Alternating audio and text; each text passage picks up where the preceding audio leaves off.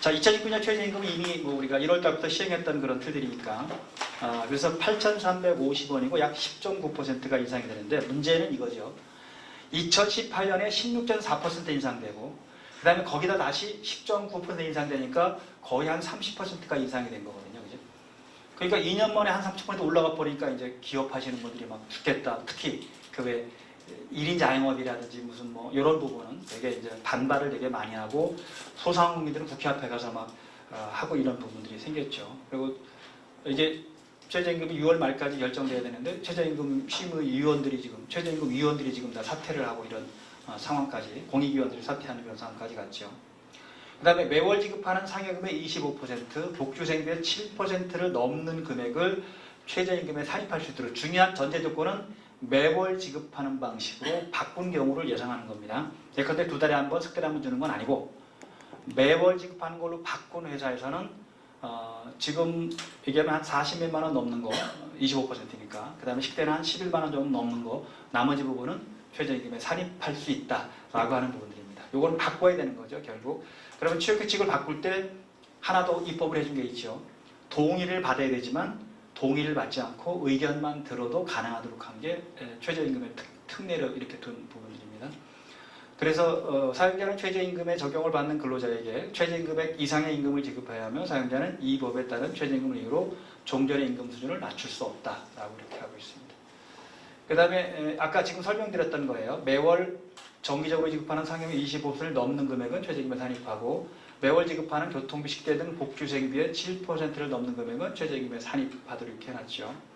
그래서 매월 지급하는 상여금과 복주생비의 25% 초과분, 7% 초과분만 최저임금에 산입하는 것이므로 2달에 한 번, 분기별, 반기별, 1년에 한 번 지급하는 것은 매월 지급하도록 지급 방법을 변경해야 되는데 노조가 동의 안 하면 못하는 부분들이 있겠죠. 그죠? 노조가 있는 사업장, 노조가 없는 사업장은 취업규칙만 변경하면 되는데 노조가 있는 사업장은 단체별을 변경해야 되는 문제가 생기는 겁니다. 그러다 보니까 실시하기가 어려운 그런 내용이 있습니다. 아무튼 이 부분까지도 같이 고민해서 전체적인 내용들을 좀 보시도록 하고요. 그리고 요거는 중요한 게 앞으로 매년 5%, 매년 1%씩이 어떻든 더 그 산입하는 범위가 이렇게 늘어나면서 2024년이 되면 매월 지급하는 상여금의 전체 금액, 그 다음에 복주생비의 전체 금액이 최저임금에 산입하도록 되어 있습니다. 그러면 여러분 기업에서는 최저임금 문제가 부담이 된다는 거죠. 상여금 같은 건 매월 지급하는 걸로 바꿔서 그러면 부담이 많이 줄어드는 거죠. 다 산입할 수 있는 그런 방법이니까 거기까지 입법적으로 지금 만들어 놓은 겁니다. 그 다음에 최저임금 관련 아까 간단하게 설명드렸습니다만 소정근로시간이 판례는 1년 평균 내니까 소정근로시간, 이 소정근로시간을 판례는 일하는 시간만 본 겁니다. 실제 40시간을 기준할 때 1년 평균 내니까 174 또는 176 뭐 여러 가지 그런 표현들을 쓰지만 자 174라고 볼 때 최저임금 145만 2,900원이 된다. 그러니까 여기다 연장 이런 걸 다 연장이 아니고 참 그 휴일근로수당까지 다 주휴수당이죠. 이런 걸 다 넣으면 이미 10,000원이 넘다라고 주장했던 게 이제 경영계가 주장했던 그런 틀이고요. 그래서 이 부분이 노동부가 계속 이런 식으로 해석을 해왔거든요. 노동부 해석 자체가. 그러니까 다시 노동부 해석 그대로 입법을 했습니다. 시행령에. 이 문제가 그러니까 법률에 규정이 안 돼 있다 보니까 해석을 판례가 이렇게 한 거거든요. 소정근로시간 자체를. 요 부분 뺀다 이렇게. 그러니까 이제 아예 시행령을 바꿔서 최저임금을 계산할 때 복무에 해당하는 소정근로시간 수에 법정 주휴시간이 포함되도록 하고 1개월 소정근로시간 290, 이것도 1년 평균 낸 겁니다. 28일도 있고 31일도 있고 등등 하다 보니까 1년 평균 내서 한 거고 그래서 계산식은 8,350원 곱하기 290시간이니까 174만 5,150원이 되는 겁니다. 그래서 실제 근무시간은 174시간이지만 유급으로 인정되는 주휴수당을 포함하면 209시간분이 지급되는 것이죠. 그게 결국 이제 174라는 게 실제 일한 시간, 소정근로시간 플러스 35시간, 이게 유급으로 인정되는 시간, 그러면 209시간이 되는 거죠. 약정휴일 시간은 포함하지 않는다고 하니까 법정만 포함한 거니까 229시간 쓰고 있는데 244, 이거는 옛날 44시간 근무제에서 40시간으로 바꾸면서 4시간을 유급으로 인정해주는 토요일날 이런 회사에서 해당되는 거고요. 243시간은 8시간, 토요일날 8시간을 유급으로 인정해주는 회사에 해당되는 그런 표들입니다. 요거는 빼기 때문에 그게 이제 단체별 같은 걸 변경해야 되는 문제가 생기는 거죠. 유예 기간은 6개월 정도 둔 그런 부분들이고요. 그 다음에 이제 최저임금을 회피하기 위해 최근 나온 판결인데, 최저임금 회피하기 위해서 소정근로시간을 단축한 건 무효다. 이게 이제 택시업계에서 벌어진 일인데요. 택시업계의 생산고, 즉 정액산학금 이외의 나머지 부분들은 이제 최저임금에 산입하지 않는 그런 틀로 가니까, 이게 뭐가 문제가 생기니까 이제 우리 소정근로시간을 7시간이나 8시간으로 한 게 아니고 하루 소정근로시간은 3시간만 하는 겁니다. 3시간 그걸 가지고 입금시키고 나머지 부분 네가 알아서 가져가라, 이런 방식이 되다 보니까, 그러면 3시간으로 바꿔놓으니까 최저임금 위반이 아닌 거죠. 그죠? 근데 이게 무효로 가면 최저임금 위반이 되는 거죠. 이것도 나중에 소송이 크게 붙으면 뭐 조 단위로 나가야 된다 등등 지금 얘기를 하고 있는 그런 틀들입니다. 당연하겠죠. 법에 정해진 최저 기준을 당사자 간에 없앨 수 없기 때문에, 그죠? 그러면 최저임금 관련 부분에서 최저임금을 위반을 피해가기 위해서 예컨대 소정근로시간 2시간 이러면 시간급으로 따져서 뭐 별로 위반이 안 되는 거잖아요. 근데 이거 7시간 하면 이제 법위반 문제가 생기는 거죠. 하루에 주는 그런 기본급이 적다 보니까 이거를 막는 그런 틀들입니다. 그래서 여기 이제 노사 간에 합의했다고 무효라는 게 여기 또 나옵니다. 분명히 그 노조하고 합의를 했거든요. 노조하고 합의를 해도 그건 무효다, 이런 판결을 내놓고 있는 겁니다. 그래서 여기 보면 정액산학금제 하에서 생산부에 따른 임금을 제외한 고정급이 최저임금이다라는 것을 회피할 의도로 사용자가 소정근로시간을 기준으로 선정되는 시간당 고정급의 외용상 액수를 증가시키기 위해서, 즉 2시간만 하면 시간당 시간당 소정근로시간에 대한 임금이 뭐 10,000원, 20,000원 될 수 있겠죠. 그죠? 근데 이걸 7시간 하면 3,000원, 4,000원 밖에 안 될 수 있으니까 그런 거예요. 증가시키기 위해 택시운전 근로자 노동조합, 택시 노동조합이 되겠죠. 사이에 실제 근무 형태나 운행시간의 변경 없이, 실제 근로시간이 변경되는 거 아닌 거거든요. 소정근로시간만을 단축하기로 합의한 경우, 이러한 합의는 강행법규인 최저임금법상 이 사건 특례조항 등의 적용을 잠탈하기 위한 탈법행. 여기서 중요한 말이 다 나온 거예요. 강행 규정을 피해 나가기 위해서 잠탈하기 위한 탈법행위로서 무효다. 당연히 무효로 본 거죠. 이러한 범위는 사용자가 택시운전 근로자의 과반수로 조직된 노동조합 또는 근로자 과반수의 동의를 얻어 소정근로시간을 단축하는 내용으로 최저규칙을 변경하는 경우에도 마찬가지로 적용된다. 즉 노사 간에 합의했어도 마찬가지라고 본 그런 중요한 판결입니다. 뒤에도 계속 나오는 거고요. 그 다음에 해고 예고에 관련된 규정이 개정이 됐죠. 올해 1월 15일부터 이제 2019년 1월 15일 이후 입사자에 해당되는 거고요. 그 전 입사자는 옛날 법에 적용되는데 그전 입사자들은 시효가 지났죠. 왜 그러냐면 3개월 지났고 2개월 지났고 6개월이 요거밖에 안 남으면 이것도 곧 지나죠. 그다음에 술사인 근로자 이제 없어졌고 천재사든 기타 이거는 법에 그대로 살아남아 있는 부분들이니까 이제 바뀐 게 뭐냐면 3개월 미만인 경우만 해고 예고를 안 하도록 돼 있는 거예요. 그러니까 수습이다 뭐다 이런 말도 다 빠졌고 3개월 미만인 경우는 해고 예고를 하지 않아도 된다 이렇게 돼 있고요. 그러니까 여기 결정 후 6개월 이내 이것도 이제 없어진 거죠. 그 다음에 2개월이 이것도 없어지고 얘도 없어졌으니까 3개월로 통일된 겁니다. 그 다음에 천재사건 그 밖에 부득이한 사유로 사업을 계속하는 것이 불가능한 경우, 이거는 그 전에 있던 거니까 그대로 간 거고요. 근로자의 고의로 사업에 막대한 지장을 초래하거나 재산상 손해를 끼친 경우로서 고용노동부로 정하는 사유에 해당하는 경우, 이것도 다 두 개는 있던 거고요. 요걸 다 통합해서 3개월 미만으로 이렇게. 그 다음에 2019년 1월 15일 이후 근로계약을 체결한 자만 적용되고 그 전 입사자는 그 전께 적용되는데 이미 3개월, 2개월, 6개월이 다 지났기 때문에 이제 이렇게 확정된 그런 부분들이고요. 해고 예고 규정이 바뀌었다. 그 다음에 직장 내 괴롭힘 금지가 7월 16일부터 이제 적용되는데 6개월, 이 시행 일자로부터 6개월 이렇게 후에 적용하도록 해서. 그래서 여러분 아마 취업규칙 변경 신고하라고 다 나왔을 겁니다. 그죠? 노동부에서 이게 일괄적으로 다 발송을 했기 때문에 취업규칙 변경 아직 신고 안 하신 분 계시면 7월 16일까지는 신고하면 해야 될 겁니다. 그 다음에 제가 자문해주고 있는 회사에서는 어떻게 보면 간략하게 그 규정을 몇 개만 두고 했더니 그 시정명령이 내려왔더라고요. 너무 간략하다.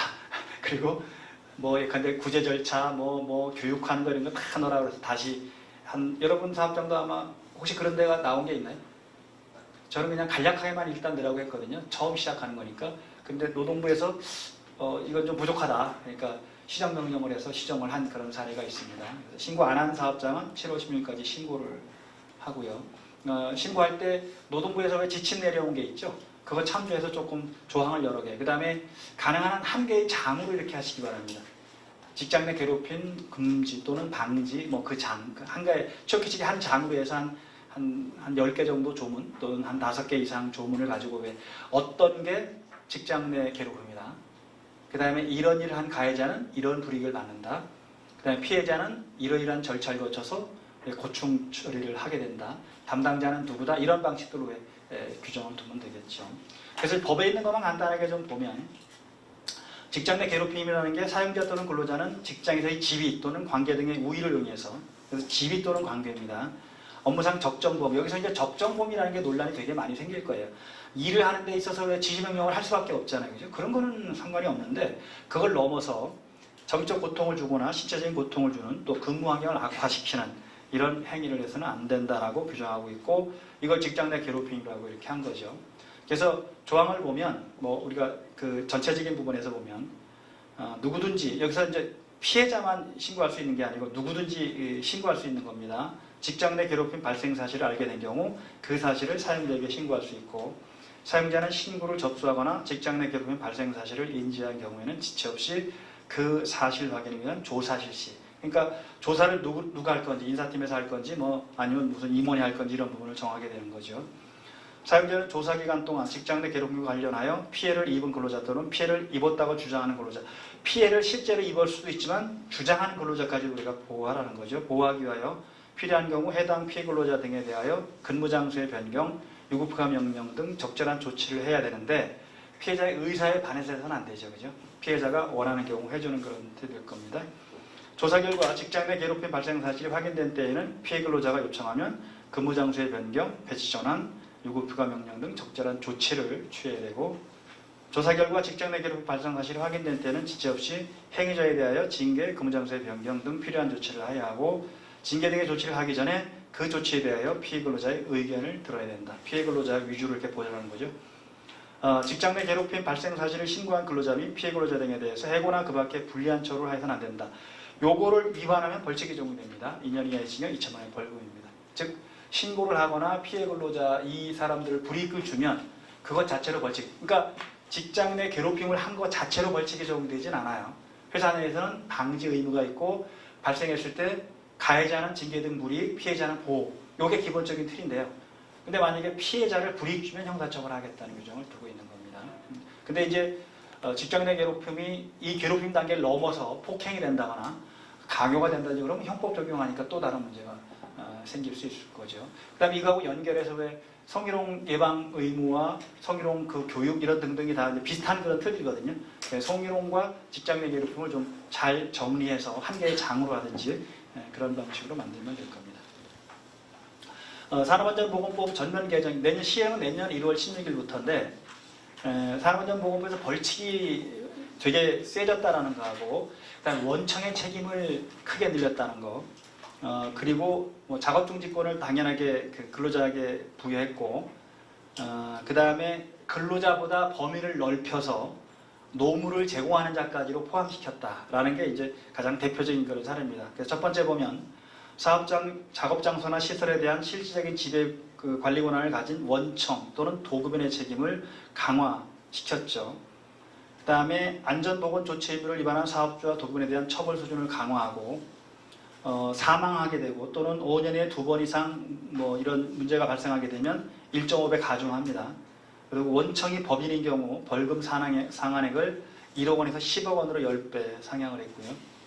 그 다음에 도급인 또는 원청이죠. 도급인이 안전보건조치 의무를 위반했을 경우에 처벌 수준을 기존 1년 이하의 징역 또는 1,000만 원 이하의 벌금에서 3년 이하의 징역 또는 3천만 원 이하의 벌금으로 상향했고 산해와 도급을 허용하는 범위를 축소해서 예컨대 도금 작업, 수, 납, 카드뮴 재련, 주입, 가공, 가열 작업, 허가 대상 물질을 제조 사용하는 작업에는 산해도 금지 대상에 포함시켰습니다. 그 다음에 물질안전보건자료 대상 물질을 제조 수입하는 자는 물질안전보건자료를 작성해서 고용노동위원회에 제출하도록 하고 있고 근로자에서 범위를 넓혀서 노무를 제공하는 자까지도 산업안전보건법의 적용 대상으로 본 거고요.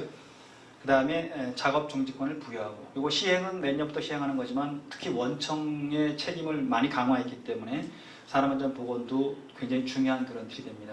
그다음에 산업안전보건법에서는 특히 최근에 들어가서는 왜 스트레스 같은 거 관리를 좀 잘해주는 것도 우리가 입법이 돼 있죠. 그래서 정신적인 그 고통, 이게 괴롭힘하고도 연결되는 부분이 아마 될 겁니다. 조심을 해서 잘 관리를 하시기 바랍니다. 그 다음에 아직 입법된 건 아닌데 참고사항으로 왜 노사정위원회, 뭐 경제사회 노동위원회라고 좀 바뀌었습니다만은 소위원회에서 민주노총이 빠진 상태에서 합의한 내용입니다. 이 합의한 내용을 국회에 이제 통보를 했기 때문에 이제 국회에서 아마 개정을 하게 되면 이걸 참조해서 개정을 하겠죠. 그래서 기본적으로는 경영계는 1년으로 늘려달라고 한 거, 이거 노동계는 3개월 그냥 기존에 가자라고 한 거를 절충점을 찾아서 6개월로 늘려준 거, 이게 이제 가장 중요한 그런 틀입니다. 6개월로 늘린 거. 대신 이제 6개월로 노동계가 동의해주는 대신에, 특히 한국노총이 동의해주는 대신에 뭘 찾아냈냐면 연속 휴식 시간을 우리가 부여하도록 하고, 그 다음에 임금 보존 방안을 마련해서 신고하도록 하고, 그 다음에 뭐 사전 통보나 이런 제도를 이렇게 두고요. 중요한 게 이 두 가지죠. 즉 지금까지는 3개월 이내 단위만 가능했는데 노사간에 합의하는 경우 6개월 이내 단위까지 가능하다. 그럼 예를 들어서 어떤 회사가 한 3개월은 되게 바쁘고 3개월은 좀 여유 있다라고 하는 거죠. 여유 있는 기간 동안 한 28시간만 근무하고, 그 다음에 바쁠 때는 52시간 근무하고, 이런 방식이 가능한 거예요. 물론 최대 근무 시간이 52시간까지 가능한 거니까. 그 다음에 52시간 하는 주에 합의하면 12시간 연장이 가능하잖아요. 그럼 최대 64시간이 가능한 거잖아요. 그런 방식으로 근로시간 제도를 운영할 수 있다는 부분에서 기업 입장에서 되게 좋은 그런 역할. 이건 주로 쓸 수 있는 게 제조업이기 때문에 일반 사무직이나 뭐 일반 근로자들은 별로 해당되지 않습니다. 근데 제조업 같은 거 왜 주문이 한꺼번에 몰렸을 때 뭐 무슨 선적을 해야 되는데 이럴 때 좀 한꺼번에 일을 하고 나머지 부분에 평균 40시간을 내는 거니까. 대신 연속 휴식 시간은 11시간. 대신 불가피한 사정이 있어 대표 합의하면 그에 따르는데 3개월 이내까지는 괜찮은데 근로일간 11시간 반드시 쉬는 시간을 둬야 된다. 그러니까 그 연장 근로 한계가 있다는 거죠. 그죠? 그러니까 오늘 근로가 끝난 다음에 내일 근로하는 데 있어서 반드시 12시간의 텀을 두라는 거잖아요. 연속 휴식 시간을 두라는 건. 그럼 만약에 이 사람이 일이 바빠서 12시까지 근무했다. 다음날 11시 전에는 근무시키면 안 되는 거. 이게 11시간의 연속 휴식 시간을 두는 그런 제도죠. 그 다음에 임금 보존 의무가 지금은 구체적 제약이 없는데 근로자 대표와 서면 합의 또는 임금 보존을 마련해서 고용노동부 장관에게 신고하도록 해놨으니까 신고하면 제대로 우리가 처리할 거 아니냐라고 보는 거죠.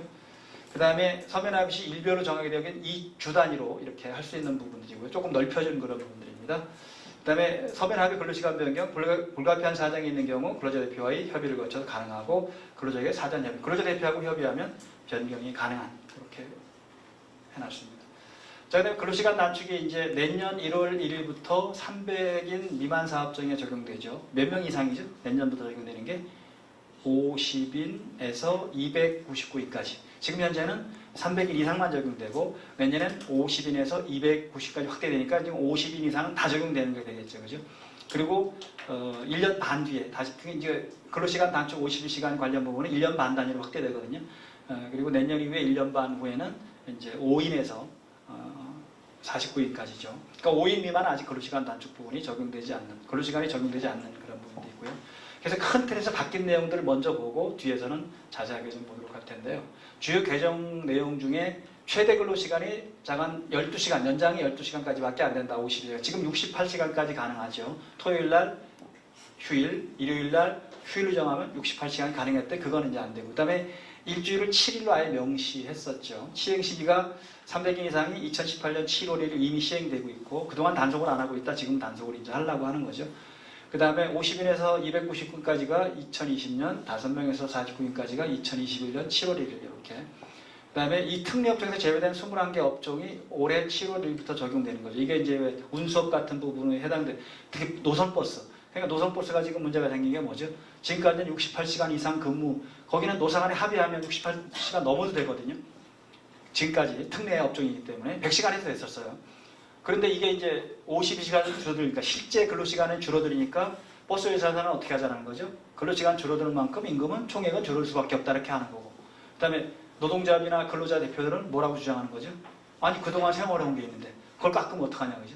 그러니까 근로시간은 줄어들더라도 월급은 그대로 달라. 이제 이 싸움들이 벌어지니까 할 수 없이 또 정부는 요금을 인상해서 어떻게 좀 해결해보겠다고 지금 하고 있는 그런 상황인데, 네, 아무튼 그런 다툼들이 계속 벌어지고 있는 겁니다. 특별 연장 근로는 30 미만 사업장만 적용되는데 2021년 7월 1일부터 우리가 확대되잖아요. 그죠? 49인 미만이 적용되는데 노사 합의하면 8시간, 그러니까 최대 60시간까지 근무를 할 수 있도록 한 거고요. 그다음에 휴일 근로는 8시간 이내는 통상임금의 50% 가산하면 되고 8시간을 초과하는 부분만 100% 가산 지급하도록 이렇게 해놨습니다. 이게 입법화됐고 대법원 전화부채 판결도 이렇게 이제 판례가 변경됐고요. 그 다음에 공포 즉시 이미 시행되고 있고 작년에 이미 시행된 거고 요구표일이 관공서의 공휴일에 관한 규정에 따른 공휴일을 유구표로 한다 이렇게 되어 있는 거죠. 다만 시행 시기는 요건 2020년 1월부터는 300일 이상 2021년 이건 1년 단위로 확대, 요건 1년 반 단위로 확대입니다. 이것도 1년으로 좀 맞추든지 하지 생각하는 사람 되게 복잡하게 그죠? 그러니까 근로시간이 예컨대 단축 최대 52시간 가능한 거는 1년 반 단위로 확대. 휴일 관공서 공휴일에 관한 규정에 휴일이 확대되는 건 1년 단위로 확대 요거만 기억하시면 되고요. 시행 시기가 2020년, 21년, 22년. 다만 이것도 아까 요거는 50인에서 이렇게 확대되는 요건 30인. 조금 인원의 차이가 있다는 거죠. 5명 이렇게 차이가 있고. 그 다음에 근로시간 특례제도가 이제 남겨놓은 게 운송업만 남겨놨습니다. 육상운송, 수상운송, 그 다음에 항공운송, 기타운송, 뭐 보건업, 보건업까지 이렇게 운송업하고 보건업이죠. 그래서 여객 이 부분이 이제 빠져버려서 여객이 이게 빠져버려서 결국 이제 버스 기사들의 근로시간 단축 문제가 이제 첨예하게 대립되고 있는 그런 겁니다. 그 다음에 보안 장치에서 요 특례업종에 대해서는 연속 11시간의 연속 휴시간 보장하는 걸로 이미 되어 있고요. 연소자는 크게 여러분들하고 관련 없지만 연소 근로자는 법정 근로시간 35시간, 연장 5시간, 하루에 1시간씩 그래서 최대 40시간까지 근무를 시키는 걸로 이렇게 정리를 해놓고 있습니다.